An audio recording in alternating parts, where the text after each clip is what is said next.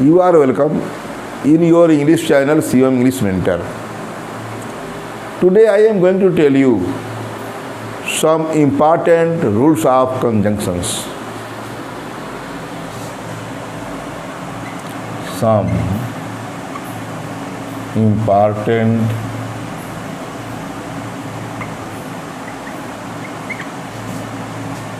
rules of conjunctions.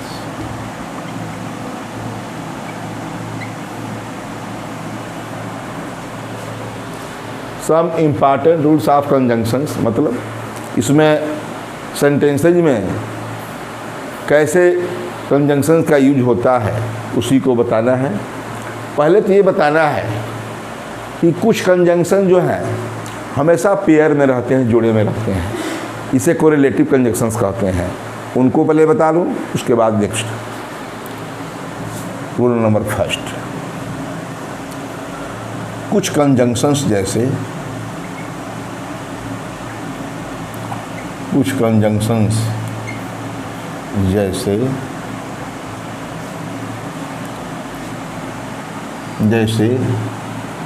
Either are, neither नार,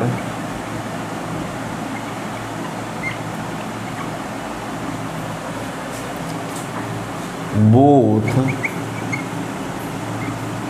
and not only but also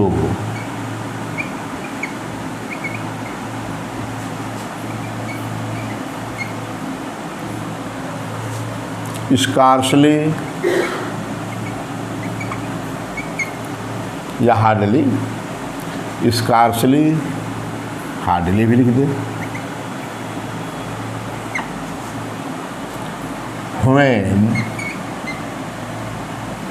no sooner than no sooner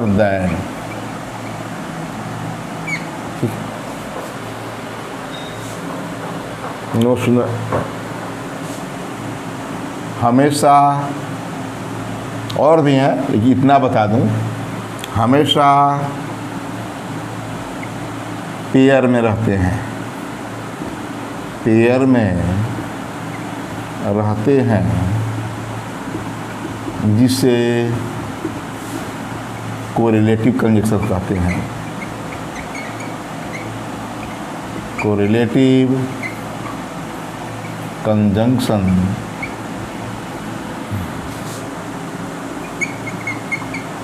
कहते हैं। याद रहे, either are, neither नार, both and, not only but also, scarcely या hardly के साथ व्हेन लिख रहे हैं। और वही नो सुनर है तो देन, ठीक, हमेशा पेयर में रहते हैं, जिसे कोरिलेटिव कंजंक्शंस भी कहते हैं। और भी है आई सो एज, आई सो एज, सो एज, ठीक है, सो उसके बाद खाली स्थान आएज, वही सब जोड़े में है। किंतु ये मुख्य कंजंक्शंस हैं, हमेशा ये जोड़े में रहते हैं। इनका यूज भी देखिए, हाल स्कार्सली है तो व्हेन है, नो सूनर है तो देन है, ये दोनों को याद रखना है, ये मुख्य है। ये देन, स्कार्सली है तो व्हेन, इस बात को ध्यान देना है। नॉट ओनली है तो बट आल्सो होना ही होना है। आइदर के साथ आर, नाइदर के साथ नार, इतना ही बता रहा हूँ। ये प्रोनाउन में भी आया है, आइदर, नाइदर भी प्रोनाउन में आया है, ठीक है। अब यहाँ कंजंक्शंस हर एक जगह इनका यूज हुआ है, क्योंकि सेंटेंस हम हिंदी से इंग्लिश जब बनाते हैं तो वहाँ भी एंड का काम होता है, या तो केवल ही नहीं, इन सब का काम होता है। तो ये इन सभी का प्रयोग कहीं ना कहीं हुआ है। तो मैं बता दूं कि ये कोरिलेटिव जो कंजंक्शंस हैं, कोरिलेटिव की बात हो रहा है पहले रूल में, कोरिलेटिव कंजंक्शंस हैं, नाउन से नाउन को जोड़ते हैं, नाउन से प्रोनाउन को जोड़ते हैं, सब्जेक्ट से सब्जेक्ट जोड़ते हैं, वर्ब से वर्ब को जोड़ते हैं, एडजेक्टिव से एडजेक्टिव को जोड़ते हैं, एडवर्ब से एडवर्ब को जोड़ते हैं। एग्जाम्पल मैं बता दूंगा इनके सही यूज, बोथ के बाद एंड, नॉट के बाद, नॉट ओनली के बाद बट आल्सो, उसमें बता रहा हूँ। जैसे कि शुरू करूँ, आइदर यू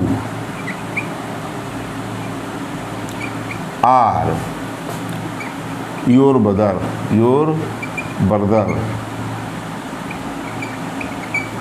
आइदर यू, देखा आइदर यू सब्जेक्ट है, योर ब्रदर भी सब्जेक्ट है, ये आर है, आइदर के साथ आर, देखा ना, आइदर के साथ आर है, और यू भी सब्जेक्ट है और योर ब्रदर भी सब्जेक्ट है, ये दोनों सब्जेक्ट हैं, सब्जेक्ट हैं, ठीक है, सब्जेक्ट से है। Either you or your brother did not went there, go there, हो गया। आइदर यू आर योर, या तो तुम, आप या आपका भाई वहाँ गया, डिड नॉट, डिड लगा दिए तो not, did not go there, वहाँ नहीं गया, गो देयर, हो गया। मतलब आइदर के साथ आर का प्रयोग हुआ। इसी प्रकार इसी में ले लें दूसरा, नाइदर यू नार योर ब्रदर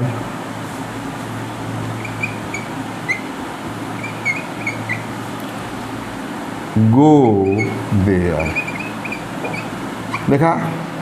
अब हम जो है नाइदर लिख दिए तो हम नॉट भी नहीं लिखे।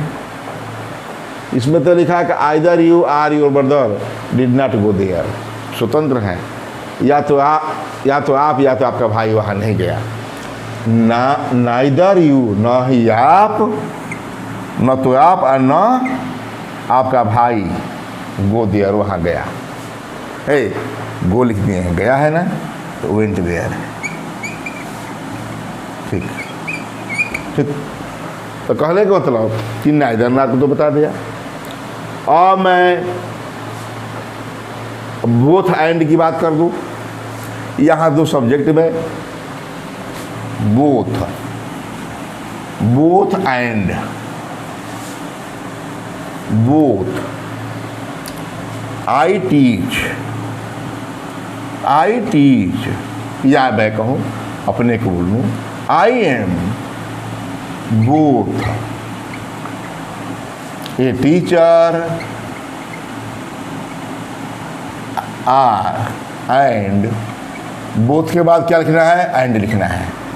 देखा, both and, I am a teacher and a trader, देखा।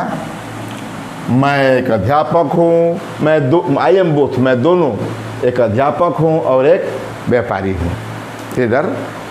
आई am both a teacher and a trader, I am both the teacher and the trader, लिख सकते हैं। एक के जगह पर हम द भी लिख सकते हैं, आई am both the teacher and the trader, ठीक, या ए टीचर। ये हो गया बोथ का प्रयोग। नॉट ओनली बट आल्सो के बारे में मैंने बहुत बताया है, एडवर्ब में की इसकी बात हुई है, तो उसमें नॉट ओनली से बात था, बट आल्सो कहा गया था कि नॉट ओनली शुरू है तो बट आल्सो का यूज होता है। देखा, नॉट ओनली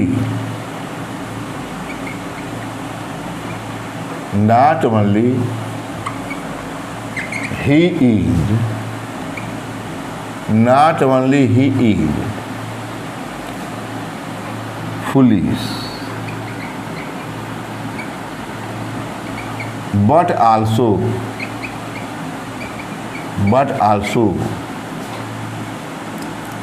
mad। देखा, not only he is foolish but also, not only के बाद बट आल्सो, दूसरा कोई नहीं सकता। ये एकदम दिमाग में, नॉट ओनली है तो बट आल्सो लगना ही लगना है। वह केवल मूर्ख ही नहीं बल्कि पागल भी है ना, he not only he is foolish but also mad.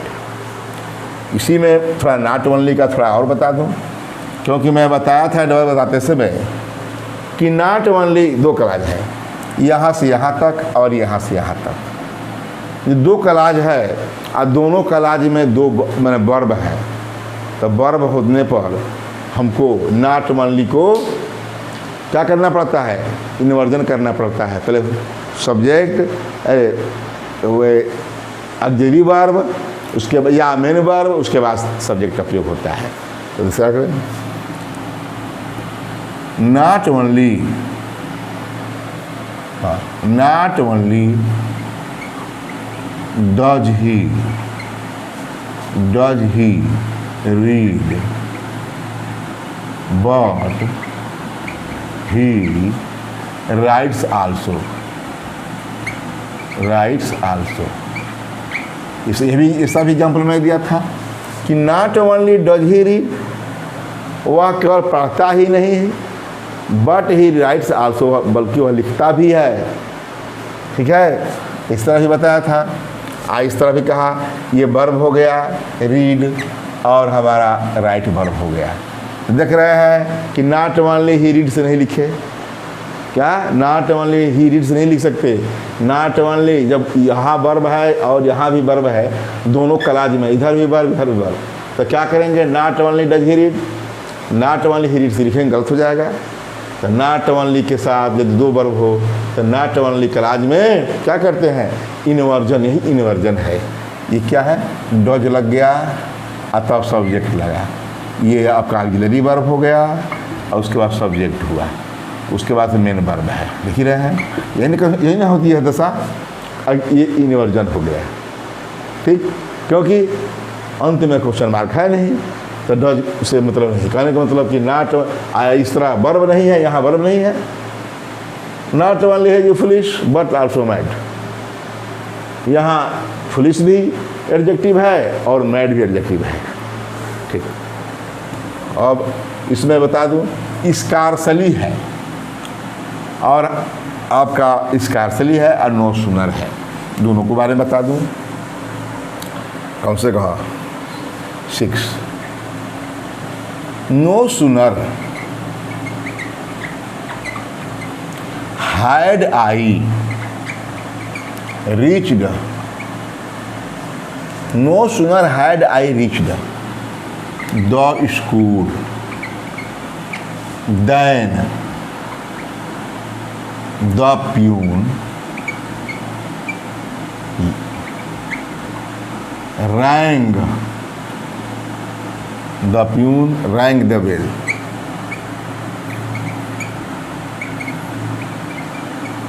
देखा, no sooner had I reached the school, यहाँ देखा नो सूनर के बाद भी इन्वर्जन का प्रयोग है, हैड है तब आई है तब वर्ब है, पहले हेल्पिंग वर्ब, उसके बाद से सब्जेक्ट, उसके बाद मेन वर्ब। उसके ये ध्यान दीजिए कि नो सूनर है तो हमारा दैन का प्रयोग होना है, यहाँ ये बताना है। इन्वर्जन तो बता चुका हूँ अलग से कि नो सूनर है तो दैन का, यहाँ हम देन का नहीं कर सकते, देन का यूज होता है एग्जाम्स में, यही पूछ देता है, देन लिख देता है।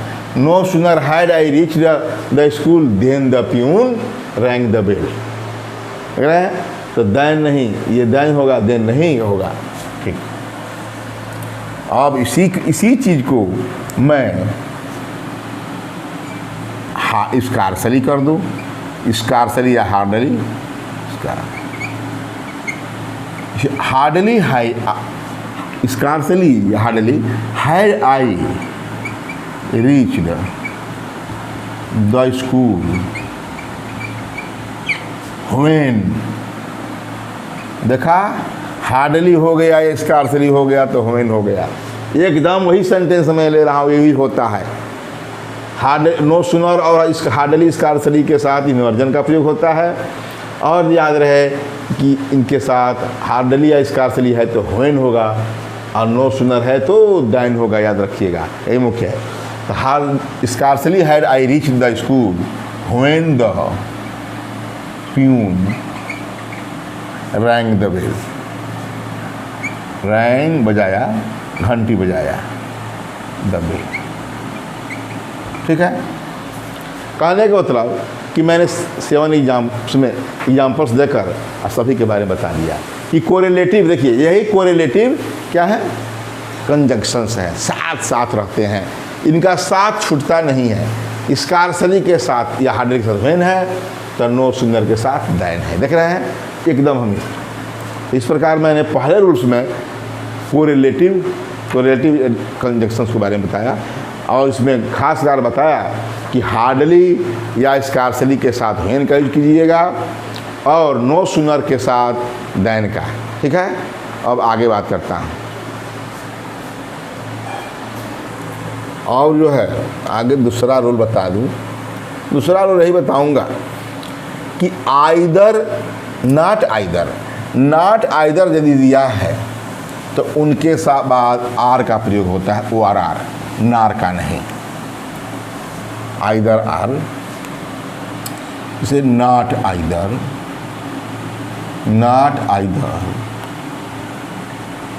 के बाद आर का प्रयोग होता है, नार का नहीं, ठीक है। नॉट आइदर के बाद या कहे नॉट आइदर आर, कोरिलेटिव में साथ साथ। जैसे मैं कहूँ Suman is not either, Suman is not either beautiful or, देखा, आर टाल, हो गया। Suman is not either beautiful और टाल। मैं बताया भी कोरिलेटिव कंजंक्शंस, ब्यूटीफुल एडजेक्टिव है, या फिर टाल भी एडजेक्टिव है। एडजेक्टिव को या एडजेक्टिव को जोड़ेगा, एडवर्ब को जोड़ेगा, ठीक है। सुमन इज आइदर ब्यूटीफुल और टाल, बता दिया। और मैं बात करूँ, आइदर की बात आई तो आइदर आर नाइदर नॉट तो अब जान ही चुके हैं कि आइदर आर और नाइदर आर कोरिलेटिव हैं। उसी में रूल नंबर 3 में बता दूं, आइदर आर, ठीक है, आइदर आर में 2 से अधिक, ये जानते हैं कि 2 से के आइदर आर नाइदर आर 2 के लिए होता है, में 2 से अधिक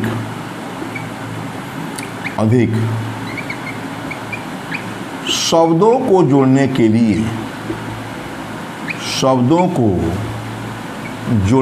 लिए, आइदर आर में, ये जानते हैं कि हमेशा ये क्या है, कोरिलेटिव है, साथ रहने वाला। तो आइदर आर में 2 से अधिक शब्दों को जोड़ने के लिए आर के बाद भी आर का प्रयोग होता है।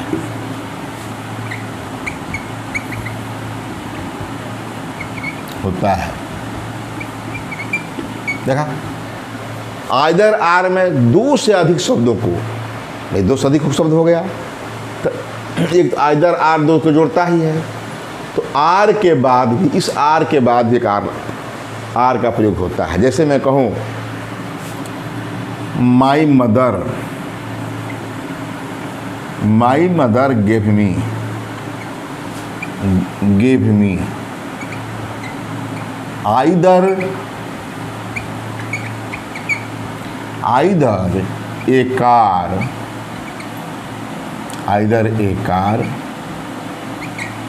आर, जानते हैं क्या के बाद आर लगेगा, ए बाइक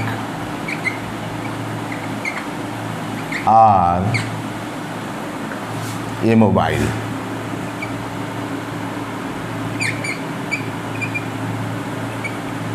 हो गया।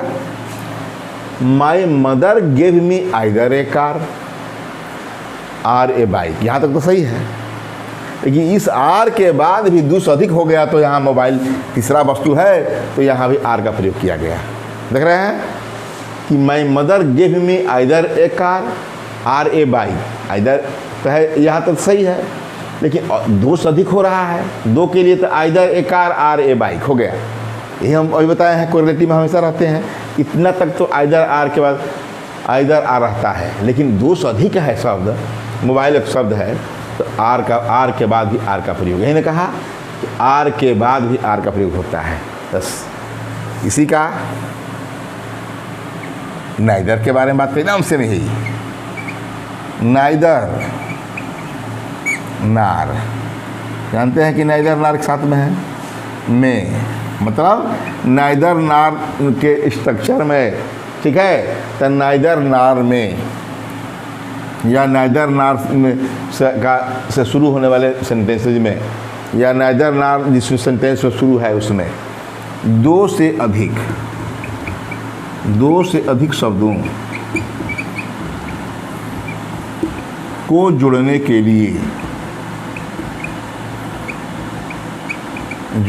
लिए नार का प्रयोग होता है, आर का नहीं, याद रहे, नार का प्रयोग होता है। नाइदर है तो नार लगेगा ही, के लिए जुड़ने के लिए नार के बाद न कहेंगे, नार के बाद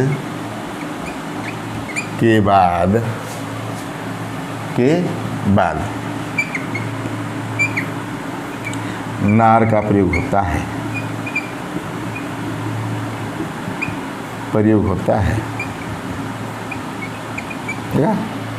क्या देखा, एकदम सिंध वही है जो आइदर है नार है, नाइदर है नार है, तो नार के बाद और नार, इसी को ले लेते हैं। माई मदर गेव मी नाइदर ए कार नार ए बाइक नार ए मोबाइल। हो गया, देखा, नार के बाद नार। यहाँ तो सही है, माई मदर गेव मी, मेरी माँ ने मुझे दिया, नाइदर ए कार, न तो एक कार, नार ए बाइक, नहीं कोई बाइक। यहाँ तो सेट है, नाइदर नार, नाइदर के बाद नार होता ही है। लेकिन ये दो कार और बाइक को जोड़ने के लिए ना, ये है नार, लेकिन मोबाइल अलग है शब्द, तो यह नार के बाद भी नार का, ठीक है। तो रूल नंबर तीसरा और चौथा एक के है, बस आइदर आर और नाइदर नार, याद रहे। देखें, नॉट आइदर के बाद आर का प्रयोग होता है, याद रखिएगा हमेशा। ये तीनों रूल्स मोस्ट इम्पॉर्टेंट है, जैसे कि मैं इस वीडियो में बता रहा हूँ, जो भी नहीं बताया हूँ। पहले रूल में not only but also, no sooner than, ये सभी मोस्ट इम्पॉर्टेंट है कंजक्शंस में। जैसे देखिए, नॉट आइदर के बाद आर है, वो भी क्लियर। आइदर आर के बाद हम यही जानते हैं, सामान्य बुक्स में यही मिलेगा आइदर आर, लेकिन उसके बाद अन्य शब्दों को जोड़ना है, दो से अधिक जोड़ना है, तो आर के बाद आइदर है तो आर के बाद भी आर का प्रयोग, नाइदर है तो नार के बाद भी नार का प्रयोग, ठीक है। क्योंकि आइदर आर नाइदर आर के बारे में बताया जाता है, केवल दो व्यक्तियों या वस्तुओं के लिए होता है, लेकिन दो से अधिक भी होता है। आइदर है आर तो उसमें आर जोड़ लीजिए, और नाइदर नार है तो नार के बाद नार, ठीक है। और इसमें बता दूं कि आल दो या दो, उसको भी बता दूं, आल दो ये हमेशा कंपटीशन में आने वाले हैं सब। आल दो या दो, रूल नंबर 5, आल दो यद्यपि या दो यद्यपि के बाद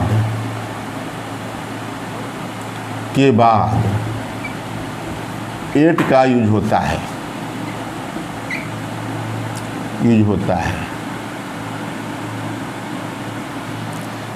आल दो और दो के बाद एट का यूज होता है। एट के स्थान पर हम कामा का भी प्रयोग कर सकते हैं, लिख दें। एट के स्थान पर, मतलब जहाँ एट है, एट नहीं भी लिखेंगे तो चलेगा। आइए कहें कि कलाज के अंत में, ये कलाज है ना आल दो वाला, कलाज के अंत में, के लास्ट में कामा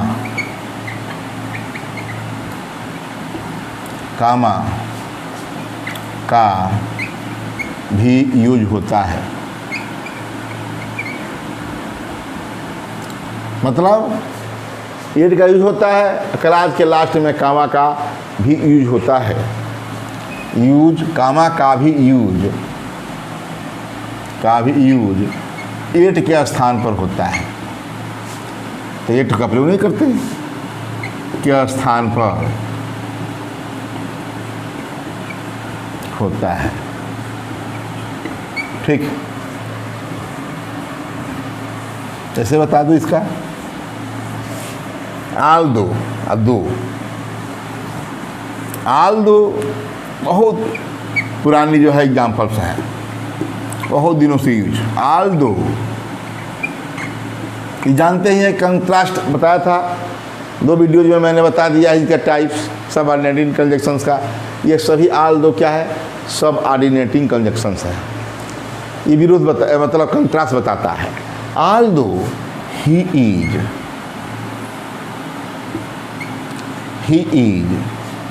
poor yet he is honest.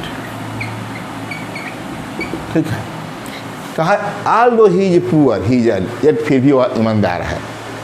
ये एग्जाम्पल से लिखा जाता है तो मन में हमेशा बार बार जितनी बार मैं पढ़ाया हूँ, मन में यही उठता है कि जब कि वह गरीब फिर भी ईमानदार है। इसका अर्थ क्या गले नहीं उतरती। बुक्स में लिखा है चारों तरफ कि क्या गरीब लोग चोर होते हैं, बेईमान होते हैं। उठाइए आप देखिए कि जबकि ही इज पुअर हो, गरीब है, एट फिर भी ही इज ऑनेस्ट, फिर भी ईमानदार है। एट मतलब फिर भी, तो कहने का मतलब कि ये although he is poor yet he is honest. तो एट का प्रयोग जो हाँ किए हैं, हम इस तरह भी लिख सकते हैं इसको कमा का। आल्दो जो अपन 2 भी लिख सकते हैं, 2 he is poor comma he is honest. ठीक है, या हम यह भी कह सकते हैं आल्दो या 2 he is honest he is poor, he is फिर भी गरीब है। ऐसा हम वहाँ लिखा नहीं जाता, लेकिन यही सही है बल्कि कि आल्दो ही इज ऑनेस्ट, क्या फिर भी गरीब, वह ईमानदार है फिर भी गरीब है। तो सही बात है, ईमानदार है तो गरीब है होगा ही, भाई ईमानदारी से करता है। एकदम सही लाइन है कि although he is poor yet he is honest. यद्यपि वह गरीब है फिर भी ईमानदार, यही सत्य है। ठीक है, गरीब तो है लेकिन जरा भी चोरी वाइन नहीं करता, अपना गरीबी झेल लेता है, यही सही है। जो मैं कह रहा हूँ ये सही नहीं है। ठीक है, तो कहने का मतलब कि 2 he is poor he is honest, comma लगाया एट के स्थान पर। लेकिन एक बात कह दूँ, इस 2 वाले में कामा के बाद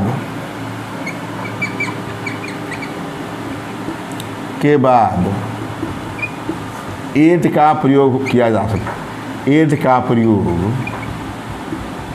होता है। ठीक, हम इसको इस तरह लिख सकते हैं। आल्दो देखिए एक ही को केविन से कितना बार दिया, he is poor comma yet he is honest. ठीक है, बस इस वीडियो में मैंने 5 रूल्स बताया। मैंने सम इम्पॉर्टेंट रूल्स फॉर या ऑफ कंजक्शन के बारे में 5 इम्पॉर्टेंट रूल्स इसमें बता दिया, और सभी इम्पॉर्टेंट रहा। इसकी नेक्स्ट वीडियो में और जितने भी इम्पॉर्टेंट रूल्स हैं मैं बतलाऊँगा जितना हो सकेगा। ठीक है, यह some important rules of conjunctions का ये फर्स्ट पार्ट हुआ। आप लोग शुरू से लास्ट तक देखिएगा और अपने माइंड करिएगा, हमेशा याद रखिएगा, और इसे लाइक सब्सक्राइब करना मत भूलिएगा। थैंक्स।